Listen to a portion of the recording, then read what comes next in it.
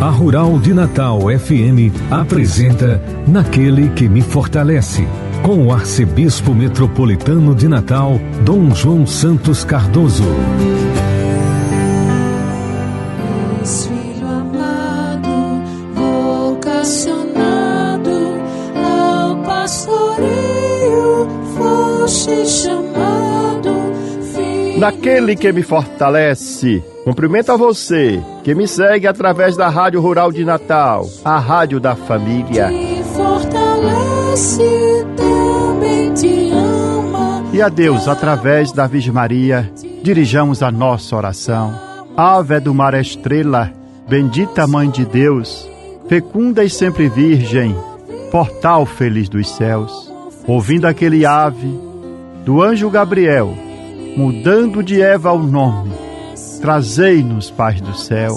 Ao cego iluminai, ao réu livrai também, de todo mal guardai-nos e dai-nos todo bem. Mostrai ser nossa mãe, levando a nossa voz, a quem por nós nascido, dignou-se vir de vós. Suave mais que todas, ó Virgem sem igual, fazei-nos mansos puros, guardai-nos contra o mal. Ó, dai-nos vida pura, guiai-nos para a luz, e um dia ao vosso lado possamos ver Jesus. Louvor a Deus, ó Pai, e ao Filho sumo bem, com seu divino Espírito, agora e sempre. Amém. Oremos. Ó Deus Todo-Poderoso, pela intercessão de Maria, nossa Mãe, socorrei os fiéis que se alegram com a sua proteção, livrando-os de todo mal neste mundo e dando-lhes a alegria do céu, por nosso Senhor Jesus Cristo, vosso Filho, na unidade do Espírito Santo.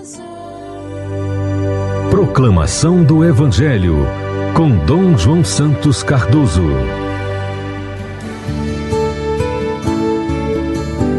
Nesse primeiro domingo do ano de 2026, nós celebramos a Epifania do Senhor.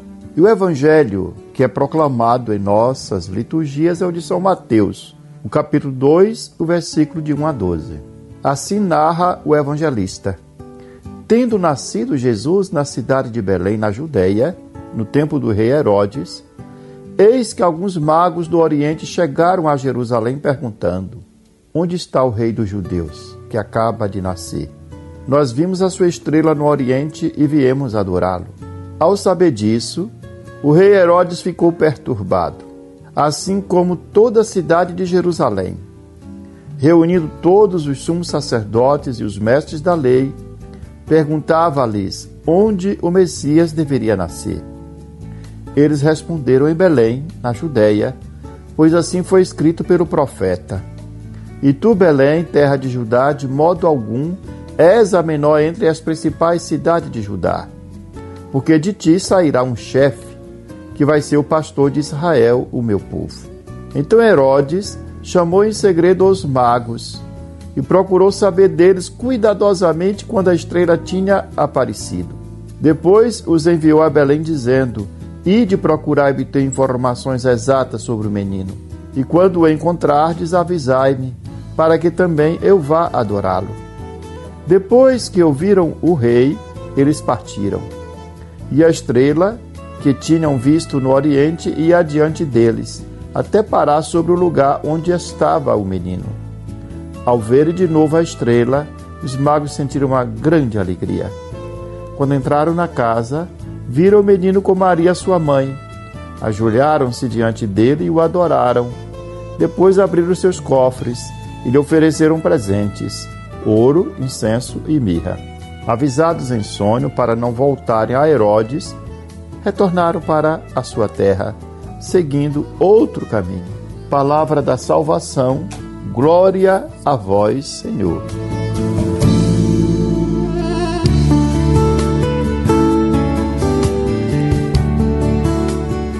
Nesse domingo, celebramos a solenidade da Epifania do Senhor. A palavra Epifania, de origem grega, significa manifestação. E nesta solenidade contemplamos Jesus, que se manifesta não apenas a Israel, mas a todos os povos, como Salvador de todo ser humano. Por isso, esta solenidade é conhecida também como a festa dos Santos Reis, os chamados Reis Magos. Longe de serem praticantes de magia ou meros astrólogos, os magos eram homens sábios, estudiosos da natureza e do cosmos, cientistas, portanto, representantes do saber científico e da busca racional do seu tempo, atentos aos sinais da criação e abertos ao mistério de Deus. Eles simbolizam as nações da Terra e toda a humanidade, que, movida por uma inquietação profunda, consciente ou não, se põe a caminho, em busca da luz, da verdade e da salvação, encontrando no menino de Belém o sentido último da vida e a manifestação do Deus que se oferece a todos. O menino que nasceu em Belém não pertence a um povo exclusivo, a uma cultura fechada ou a um grupo privilegiado. Ele é a luz de Deus oferecida ao mundo inteiro. É a resposta que Deus oferece à sede mais profunda que há no coração humano. O profeta Isaías proclama: levanta-te, resplandece, porque chegou a tua luz. Ao fazer essa profecia, Jerusalém estava ferida, marcada pelo exílio, pela pobreza e pelo desânimo. Contudo, Deus faz o profeta anunciar um tempo novo. A luz voltará a brilhar sobre Jerusalém. Os filhos de Jerusalém retornarão, e o povo de todas as nações virão até a cidade santa, trazendo ouro e incenso e proclamando o louvor do Senhor. Essa profecia de Isaías não é apenas um consolo para os exilados, nem diz respeito a fatos passados. Ela aponta para um futuro. O profeta anuncia uma Jerusalém iluminada pela glória de Deus, centro de atração para toda a humanidade. E é exatamente essa promessa que se concretiza no Evangelho, segundo São Mateus, que nós acabamos de ouvir. Na narrativa de São Mateus, nós vemos a realização da visão do profeta Isaías. Os magos do Oriente chegam a Belém. Eles não pertencem ao povo da aliança. Eles não são judeus, não conhecem a lei nem os profetas, como os escribas de Jerusalém, como os doutores da lei. São estrangeiros, sábios, cientistas, observadores do céu, dos astros, homens atentos aos sinais. Os magos representam todos os que buscam a Deus, todos aqueles que não se contentam com respostas fáceis, que não se acomodam à escuridão, que ousam levantar os olhos e colocam-se, portanto, a caminho, em busca de sentido pleno para a sua própria vida. A busca dos reis magos começa com os sinais da natureza, a estrela. E eles chegam a Jerusalém com essa pergunta: onde está o rei dos judeus que acaba de nascer? Nós vimos a sua estrela no Oriente e viemos adorá-lo. Deus fala-lhes através da criação, como fala a todo ser humano por meio da beleza do mundo, da consciência e do desejo infinito de beleza. Contudo, a criação por si só não é suficiente para nos conduzir a Deus. Chega um momento em que a estrela desapareceu. Então, em Jerusalém, os magos precisaram recorrer à palavra de Deus, às Escrituras, que iluminaram o discernimento deles e os conduziram a retomar o caminho até encontrar o menino. Aqui reside uma lição profunda. Os sinais da criação despertam a busca, mas é a palavra de Deus que conduz ao encontro pessoal com Cristo. Fé não é uma intuição, não é um mero sentimento, é escuta, é discernimento, é obediência à palavra de Deus. A história dos magos é a história de cada um de nós. Todo ser humano traz no coração uma pergunta silenciosa. Temos sede de Deus. Está a questão: onde está aquele que pode dar sentido à minha vida? A busca implica inquietação, desinstalação e risco. Os magos deixam suas seguranças, enfrentam estradas desconhecidas, não se deixam intimidar pelo poder de Herodes nem pela indiferença de Jerusalém. Herodes, símbolo de um poder fechado em si mesmo e dominado pelo medo, vê no menino uma ameaça.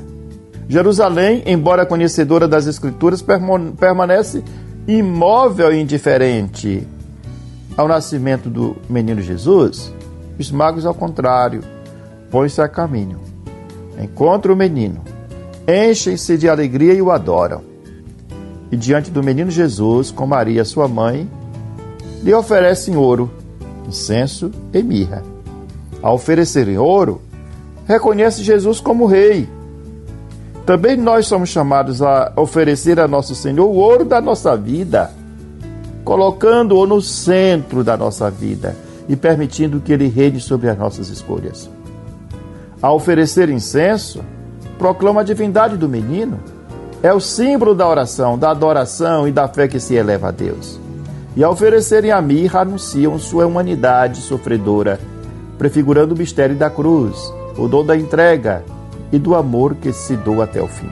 Também nós somos convidados a apresentar ao Senhor os nossos dons, uma fé sincera, uma esperança firme e uma caridade concreta. E como nos recorda a liturgia, a oferecer aos que sofrem, não apenas palavras, mas gestos de esperança, de amor e de paz, de conforto, de acolhida, de cuidado. Depois de encontrar Jesus, os magos voltam por outro caminho. O encontro com Cristo nunca nos deixa iguais. Quem o encontra não pode continuar a viver segundo a lógica do poder, do medo ou da diferença. Um outro caminho se abre para a sua vida. A Epifania é também um convite à conversão, mudar de rota, rever prioridades, tornar-se sinal de luz no mundo. O Cristo que se manifesta vem ao nosso encontro para que a nossa busca não seja em vão. Hoje o Senhor continua a manifestar-se na palavra proclamada, na Eucaristia celebrada, nos pobres e sofredores, nos caminhos da história. Somos chamados a buscar, encontrar e adorar, e depois a partir com os magos, levando aos outros a luz que não é nossa, mas que nos foi confiada. Que esta solenidade reacenda em nós a alegria do encontro com Cristo e nos transforme em estrelas humildes, capazes de conduzir outros ao menino de Belém. Luz das nações, esperança da humanidade. Amém. São 3 reis que chegam lá do Oriente para ver um rei que acaba de nascer. Dizem que um é branco, outro cor de jambo, o outro rei é negro e que vieram ver. Igual estrela no céu, o novo rei que nasceu, igual estrela no céu. Dizem que uma estrela muito diferente lá no Oriente se podia ver. Falam de um cometa, ninguém sabe ao certo, mas pelo deserto eles vieram ter. O novo rei que nasceu, igual estrela no céu. O novo rei que nasceu, igual estrela no céu. E trazem ouro, incenso e mirra pra festejar o novo rei que tem poder e majestade, que vem do céu, que é de Deus, que vai sofrer, que vai morrer e que nos libertará. E trazem ouro, incenso e mirra pra festejar o novo rei que tem poder e majestade, que vem do céu, que é de Deus, que vai sofrer, que vai morrer e que nos libertará. São milhões de vidas que no Ocidente, que no Oriente sofrem de opressão. Todas as cores, todos os temores, todos os rancores desta humilhação. Esperam libertação e olham todos do céu. Esperam libertação e olham todos do céu. Dizem que um futuro muito diferente esta pobre gente ainda conhecerá. Dizem que é seguro, que o futuro é certo, que anda muito perto, que começa já. O novo rei que nasceu, igual estrela no céu. O novo rei que nasceu, igual estrela no céu. E trazem ouro, incenso e mirra pra festejar o novo rei que tem poder e majestade, que vem do céu, de Deus, que vai sofrer, que vai morrer e que nos libertará. E trazem ouro, incenso e mirra pra festejar o novo rei que tem poder e majestade, que vem do céu, que é de Deus, que vai sofrer e vai morrer e que nos libertará.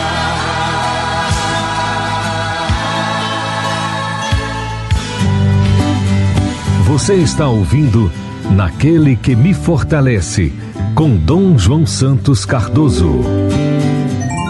Palavra que evangeliza. O Papa Leão XIV publicou a mensagem para o 59º Dia Mundial da Paz, a ser celebrada no primeiro dia do ano de 2026, oferecendo à Igreja e à comunidade internacional uma reflexão profunda, exigente e esperançosa sobre a paz, em um contexto histórico marcado por guerras persistentes, polarizações, rearmamento global e crescente desconfiança entre os povos. A mensagem é aberta com a saudação pascal de Cristo ressuscitado. A paz esteja convosco, que o Papa assume como eixo espiritual e teológico de todo o texto. Não se trata de um simples desejo, mas de uma palavra que realiza aquilo que anuncia a paz como dom de Deus, como presença viva e como força transformadora da história. O Santo Padre recorda que a paz é a do Cristo ressuscitado, uma paz desarmada e desarmante, humilde e perseverante, que brota do amor incondicional de Deus por toda a humanidade. O tema escolhido para este 59º Dia Mundial da Paz é Rumo a uma paz desarmada e desarmante. Com esta expressão, o Papa propõe uma mudança profunda de paradigma. Ele não fala de uma paz frágil ou ingênua, mas de uma paz que se opõe radicalmente à lógica da violência, da dissuasão armada e do medo. Trata-se de uma paz que nasce do Evangelho, inspirada na atitude de Jesus, que rejeita a espada, atravessa a violência sem reproduzi-la e vence o mal pelo bem. Ao longo do texto, o Papa Leão XIV deixa claro que sua intenção é recolocar a paz no centro da fé cristã e da responsabilidade humana, superando a tentação de tratá-la como uma utopia distante ou como um tema apenas diplomático. Ele denuncia, com clareza, a atual escalada de conflitos, o aumento contínuo dos gastos militares, a normalização da guerra como instrumento político e o uso crescente de tecnologias avançadas, inclusive a inteligência artificial, nos sistemas de armamento. Segundo o Papa Leão XIV, essa lógica gera uma falsa sensação de segurança e empurra a humanidade para uma instabilidade cada vez mais perigosa, fundada não na justiça e no direito, mas no medo e na ameaça. Ao mesmo tempo, o Santo Padre rejeita o fatalismo e o pessimismo. Ele insiste que a paz é possível, mas exige um caminho de conversão pessoal, social e político. Não basta falar de paz, é necessário vivê-la, cultivá-la e acolhê-la diariamente, começando pelo coração humano e alcançando as estruturas da sociedade e das relações internacionais. Quando o Papa Leão XIV fala de uma paz desarmada, ele se refere, antes de tudo, à paz de Jesus Cristo. Uma paz que não se impõe pela força, que não se defende com armas e que não se constrói à custa da vida dos outros. Jesus, no momento decisivo da sua paixão, rejeita a violência e diz: mete a espada na bainha. A sua vitória não é militar, mas pascal. A paz desarmada é, portanto, uma paz que nasce da confiança em Deus, da misericórdia, do perdão e da capacidade de permanecer fiel ao bem, mesmo em meio à injustiça. Inspirando-se em São João 23 e na encíclica Pacem in Terris, o Papa recorda que o verdadeiro desarmamento não é apenas externo, mas integral. Envolve o desarmamento do coração, da mente, da linguagem e das relações.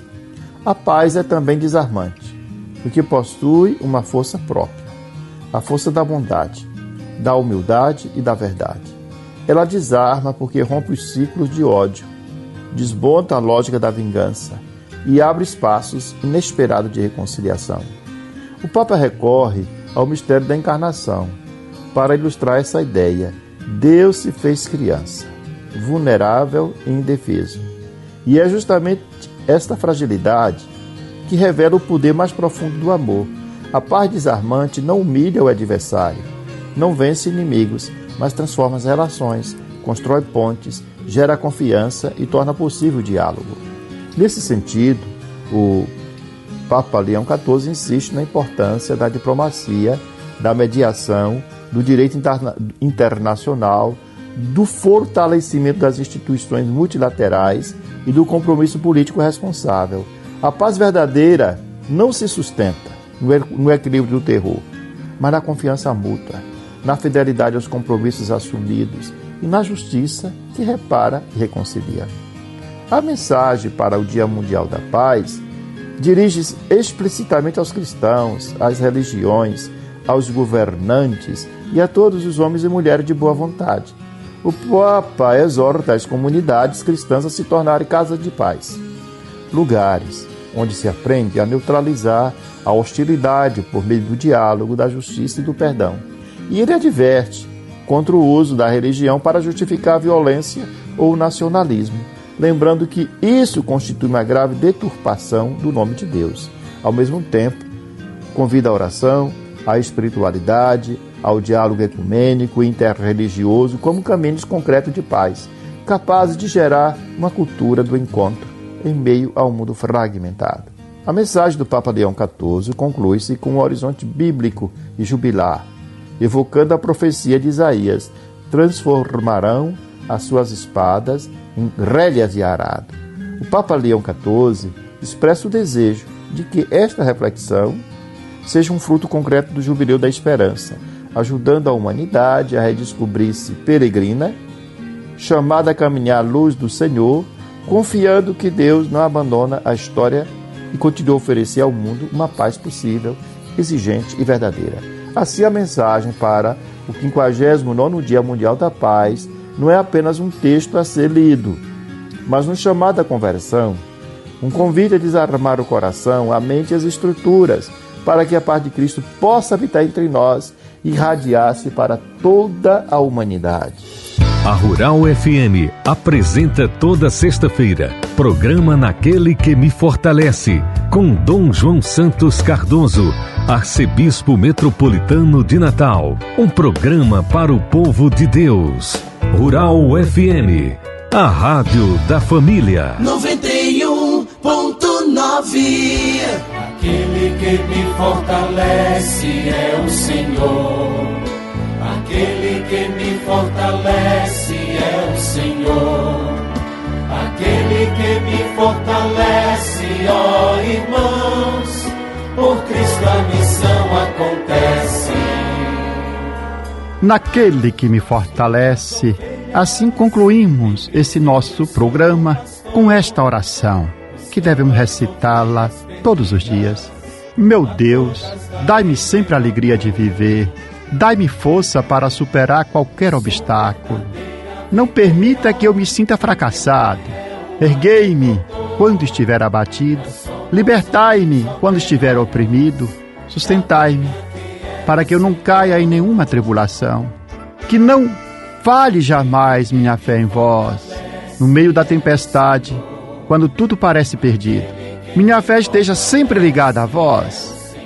Senhor, meu coração confia em vós, porque sois fiel a mim e em todos os momentos. Amém.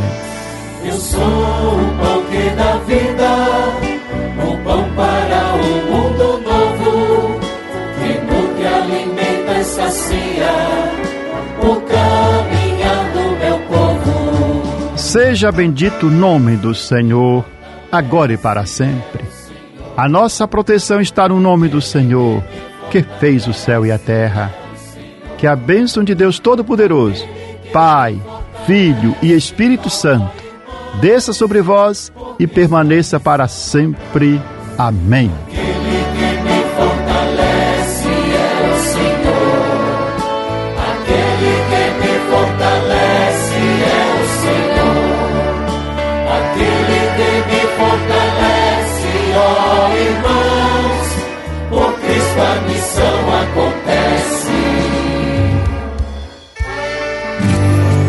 Você ouviu Naquele que me fortalece, com o arcebispo metropolitano de Natal, Dom João Santos Cardoso.